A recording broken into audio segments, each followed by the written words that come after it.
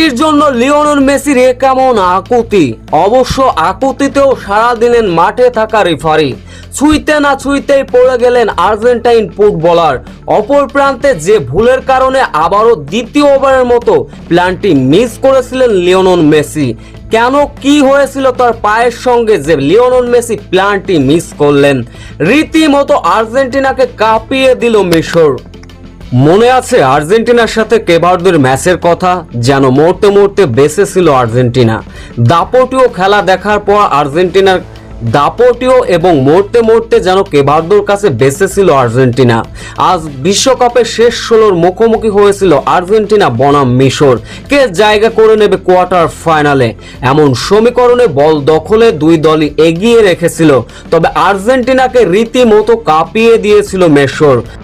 7তম মিনিটে মোহাম্মদ সালাহর দুর্দান্ত একটা ক্রস, সেখান থেকে মোহাম্মদ লিসান হেড করতে ব্যর্থ হলে গোল হওয়ার সম্ভাবনা জাগলেও গোল করতে ব্যর্থ হয়েছিল সেই ফুটবলার। 9তম মিনিটে আর্জেন্টিনার দারুণ একটা অ্যাটাকে যায়, কিন্তু রেফারি হাত উঁচু করে সেটাকে জানিয়ে দিলেন অফসাইড।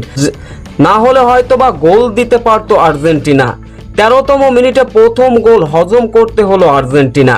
13তম মিনিটে এসে উল্টো মুদ্রার ওপিট দেখলো আর্জেন্টিনা। ডান সাইড থেকে 58 নম্বর জার্সি পরিহিত খেলোয়াড়ের ভেসে আসা বল।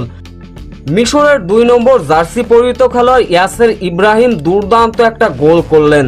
তাতে করে গোল উৎসবে মেতে উঠল মিশর। এরপর অবশ্য রীতিমতো মিশরের কাছে ধুঁকতে থাকে আর্জেন্টিনা। ম্যাচের 19তম মিনিটে ডিবক্সের ভিতর ফাউল করে বসলেন মিশরের এক ফুটবলার। কোনো রকম পা ছুঁয়ে দিয়ে নিজের পায়ে নিজেই পড়ে গিয়েছিলেন আর্জেন্টাইন ওই ফুটবলার। লিওনেল মেসি রেফারির কাছে দৌড়ে আসলেন, প্ল্যানটির জন্য আবেদন করলেন, ফাউলের জন্য আকুতি করলেন।